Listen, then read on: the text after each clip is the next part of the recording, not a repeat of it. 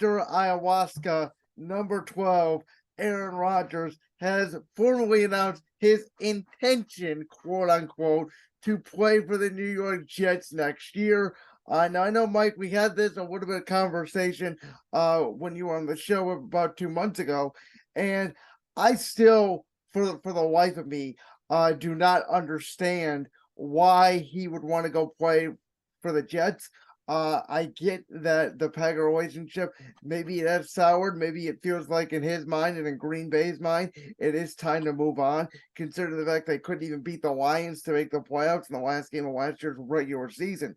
But you're leaving Green Bay to go to a Jets team that, on paper, in my opinion, may be a little bit better, but with the competition in the AFC and with these AFC teams getting better, to me, there's no guarantee that the Jets are even a playoff team with Rodgers on their team. Mm-hmm. Well, Brandon, I think it comes down to one thing, really. I mean, it comes down to the contract for this guy. I think I read something where if Aaron was to sign with the Jets or be traded to the Jets, he would be paid $60 million. I don't think that any player would want to walk away from 60 mil for at least a year or two. And I think that's what was the deciding factor. I think that on paper, the New York Jets right now might be the better football team than the Green Bay Packers. I think that was an easy decision. But I think it all came down to that 60 million, whether it be for some sort of time period that he would be receiving, is why Rodgers signed with the New York Jets. Is it going to result in anything? I don't know. Probably not. But I mean, the Bills are kind of suspect right now as a playoff team. Same thing with the Miami Dolphins. We don't know where they're going to go with Tua, really. I mean, they're going to stick Tua out there, but who knows if he can stay healthy. And then the Patriots, who struggle to get offensive pieces. I mean, what a move by the New York Jets, especially if they could pull off a trade where they don't have to give up a lot of their future picks, and they could really just, in a weird way, get Rodgers in a positive way that isn't a, that is kind of a bargain, if I would just say that. Yeah, I mean, obviously, at the price of the quarterback position nowadays, what is a bargain? Like Daniel Jones just got paid $40 million a year from the New York Giants, and nobody thinks Daniel Jones is an elite quarterback. But it is the market that the quarterback position is going. Listen, if Tua stays healthy for the Dolphins, and with the addition of Jalen Ramsey, and they obviously didn't have any major distractions, I think the Dolphins are now the best team in the East. I understand what people are saying about Buffalo, about, they could be suspect. They don't look as formidable as they have been in years past. But the way it stands right now, they still have Stephon Diggs. They still have Josh Allen. They still have a great defense if Von Miller can stay healthy, which is the biggest key for them, because that was the difference, in my opinion, for Buffalo last year, was they were a legitimate Super Bowl contender until Thanksgiving when Von Miller went down. After that, they couldn't get a pass rush.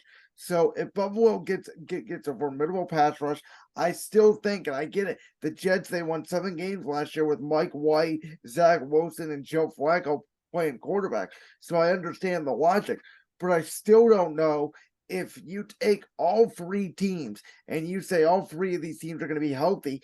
I would still probably put the Jets third in that division, which is why I don't know how worth it is, because I get it. On paper, the Jets are a little bit maybe a better football team than Green Bay, but in the NFC, you don't have the significant competition, and it is a lot easier of a path to get to the Super Bowl, which at this point in his career should be, in my opinion, the ultimate destination. Right. I can see the Jets as a wild card team, definitely one of the 3 wild card teams that are in the field. If you remember this, Brandon, they have one of the best young defenses in the NFL, and I think this move clearly makes them a contender in the AFC East. And like you said, maybe not better than Miami, but or the Bills, but we will see how things with Miami work out. I mean, Miami could get all the defensive pieces they want, but if they don't have a quarterback, they would be in the same boat as teams like my Steelers, teams like the Jets this year, where if you struggle to or if you're developing to find that guy at the quarterback position, that might be hard, even if you have a strong defense. This team has a strong defense with one of the best quarterbacks of all time. So as long as he commits, I see the Jets as kind of a shoe and wild card team at best. Well, can I ask you this? Because this is the other thing I was thinking about, right? Is we obviously know it's more than likely Kansas City is going to win the AFC West. Obviously, I think Cincinnati should be the favorite in the North. But depending on what Baltimore does with Lamar Jackson, depending on what Cleveland, how they do with Deshaun Watson, your Steelers are going to always be a threat in that mix in the AFC. Denver, we'll see what Sean Payton and Russell Wilson cook up with if Sean Payton can get Russell Wilson back to that level. I don't think any of us really expect Vegas to be a playoff team, but listen, even though they traded away Darren Waller, they still got good weapons, and if Jimmy Garoppolo stays healthy, that's not a pushover team. I guess my point is, and then New England always has Belichick, they're going to win games. My point is, find me a bad team in the AFC. Like Tennessee on paper does not look great, but they still have Vrabel for now. They still have Derrick Henry. They might not have a great passing game, and I don't think they're a great team, but they seem to always win games. Houston, we'll see what they do at the quarterback position in the draft, but they've certainly spent a lot of money. I think they're going to be better with whatever quarterback they've taken than what they've been in years past. And same thing with Indianapolis. It was a great offensive line and a great run game. So I'm just saying, I don't think the Jets are a lock to be a playoff team next year, Rodgers or not. Right. It's a really deep AFC, but at the end of the day, it's going to come down to the quarterback position. And I feel like the teams with the quarterbacks are going to rise to the top. I agree with you. Now, next question. Speaking of quarterbacks, gut feeling, Michael Reiner. If I were to presumably put a gun to your head and say, week 1 of the 2023 NFL season, Lamar Jackson is starting where? I think this is interesting. I think I see as far as a team that's open on the quarterback market. I mean, there aren't really that many. I think that all the teams have pretty much decided who's going to be their guy in the center. I could honestly see him sitting out this season and Wow. just not signing with another team, not being traded to another team.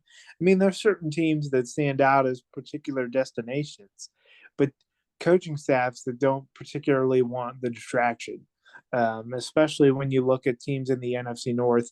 Minnesota comes to mind, Detroit comes to mind. But a guy like Dan Campbell has really got to believe in Lamar Jackson, and you got to give up some draft capital. That Detroit has to get him. So I don't think they want to do that and take a chance on an injured guy. The only situation that I see that could be a real amazing move is if Minnesota decides, okay, we want to trade some picks and we want to get Lamar Jackson. We want to give him an opportunity to be able to sit back in the pocket and then from there have that elite wide receiver in Justin Jefferson that he's never had. Now, will they be able to do that? Will the Ravens take their picks? We don't know. I'm sure there's a lot of teams that are knocking on the door. I think the Redskins the Commanders actually just signed a quarterback themselves. So I think it's going to be interesting to see. But if I was a betting person, I would say Lamar Jackson would not be playing anywhere and he'll sit on the sidelines. That's interesting. So I have a couple follow-up questions to ask you on that. The first one I have is, I'm interested, you said Detroit, because from my perspective, and I have never been the biggest Jared Goff fan, I don't think he can play well outdoors in the snow and cold weather. But Detroit is a dome team. They do play, if you include their 9 or 8 home games, whichever year the AFC, NFC gets the extra home game, plus the game at Minnesota, you're playing over half your games in a warm weather climate. Obviously, in the playoffs, you have to go outdoors. But we've seen Goff last year in Green Bay go outdoors. We mentioned in the last game of the regular season, outduel Aaron Rodgers. I think Jared Goff's a pretty good quarterback in that Detroit system. I think that they have a lot of weapons, and that's a team where, I don't know if I want to move off Goff, and as special as I think Lamar Jackson personally is, I don't know if I'd be willing to move off Goff and change my whole offense in that situation for Lamar Jackson. Right, but I mean, the more and more this guy gets injured, the less he's going to be running with the football, and the more he's going to have to throw it to elite wide receivers. Detroit has a ton of weapons. They're probably the favorite in the NFC North, and they're very solid. I mean, Minnesota's great on offense, but their defense is a lot to be desired. The more and more Detroit looks like an option to me, but Minnesota could be as well. I just when I look at that NFC North, there's not a lot of competition. So if he was going to leave Baltimore, I think that's the way to do it. Baffles me that the Ravens have not paid him yet, but such is life, you know. Yeah, I mean it baffles me too, and I know we talked about this last time too. You know my feelings on it. I think you know. I know your feelings on it. I would have paid him already if I was Baltimore. I'm kind of shocked they haven't. But to me, I do believe this year, week one, he is starting for the Baltimore Ravens. I think some way, somehow it gets done. I think if there was a team really interested in him, they would have offered him the money. Obviously, Baltimore gave him that restricted tender tag where he can go on and negotiate. Baltimore would have an opportunity to match. And Baltimore is basically telling him, test the market. And from what we've seen so far, there hasn't been a ton of market. The one team that I thought could be an option that I don't think you have mentioned yet is Atlanta. Being down in that South, obviously they had Marcus Mariota last year, mobile quarterback. Desmond Ritter does not look to be the answer. Drake London looked pretty good as a receiver. Kyle Pitts, pretty good tight end. They need a couple more weapons, and they need to rebuild their defense, which they're starting to do with Jesse Bates, obviously, that safety position that they added in the offseason. But to me, Lamar Jackson, I believe, is close from that Georgia, Florida area, grew up down south. Atlanta, to me, if he was going to leave Baltimore, makes the most sense. Though I do really like that Minnesota option you gave because we both know Kirk Cousins will win you regular season games, not so much playoff games.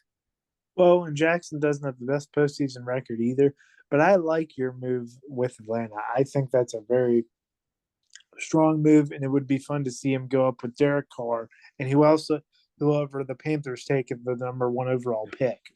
Uh, so I'm interested to see where he goes, nonetheless.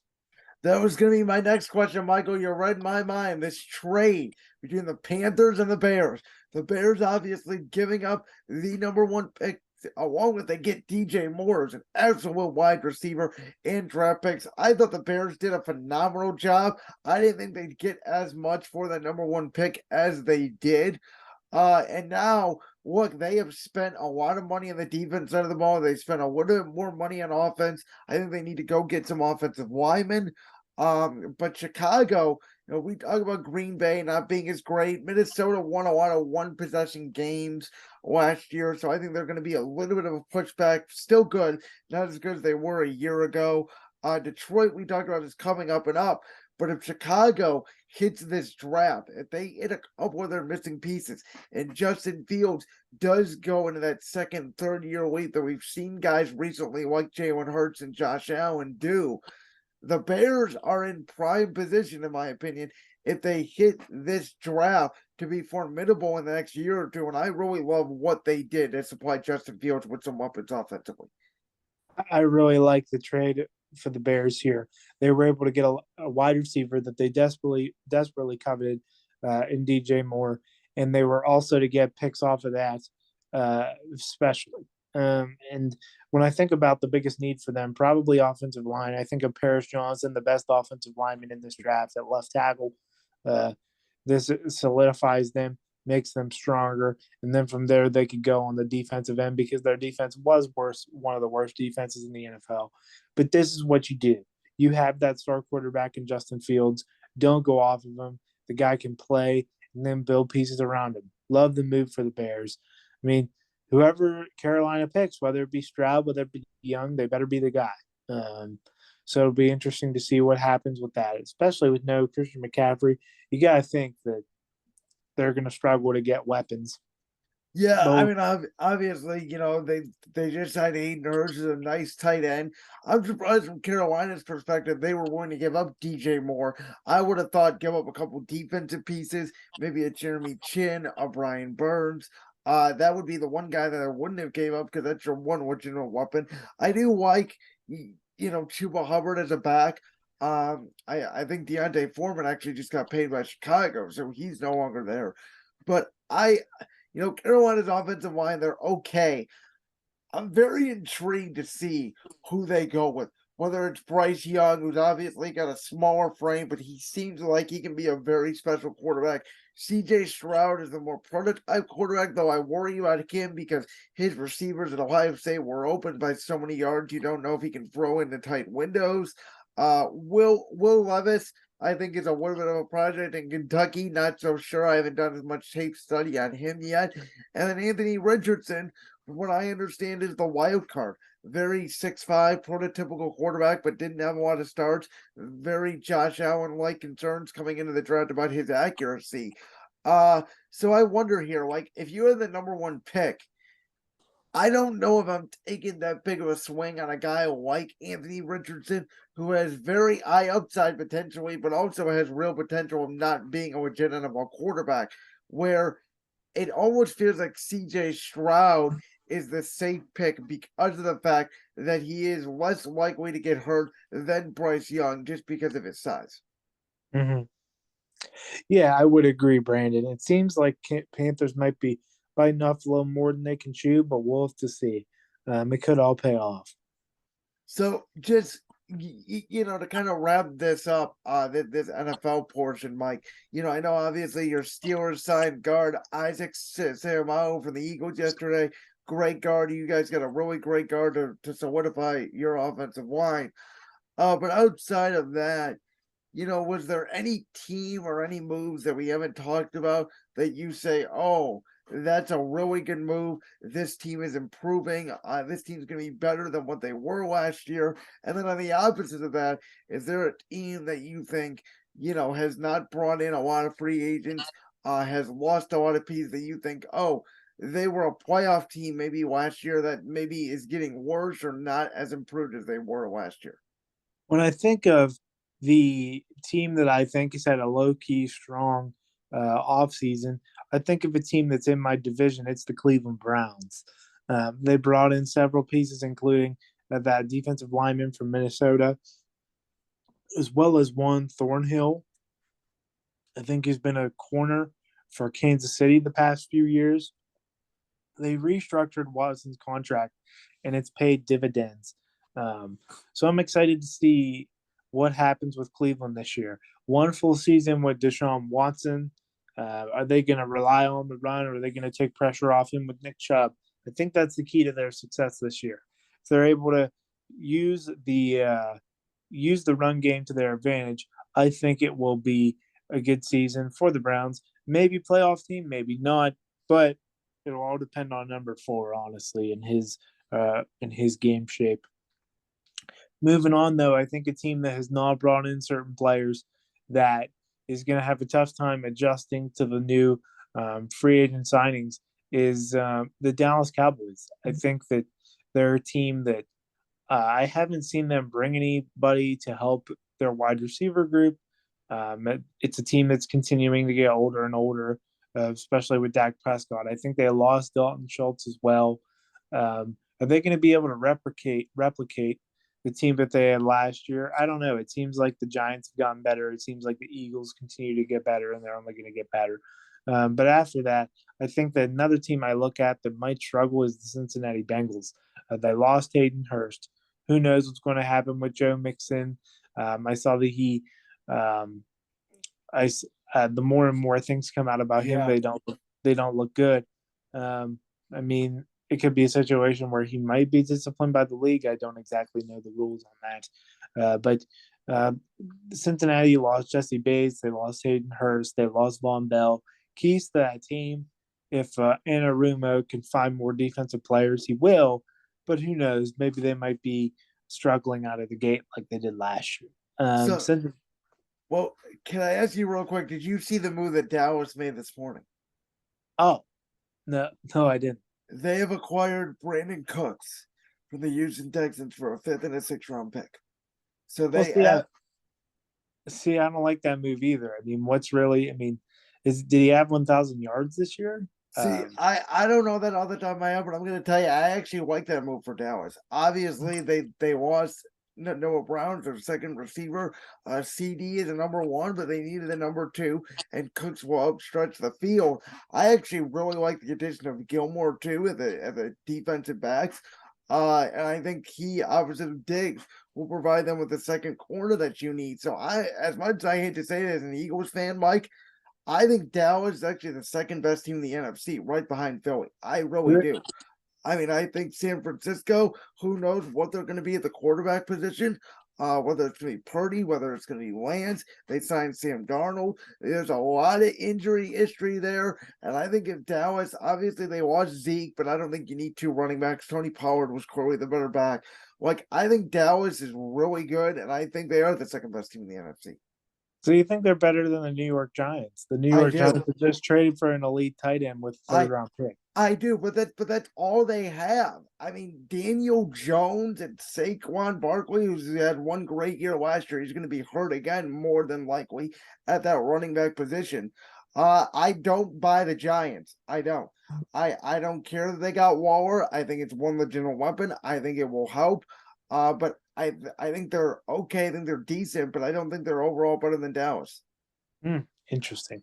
I actually like Washington. The crazy thing is, if that Sam Howell can play, I actually like Washington.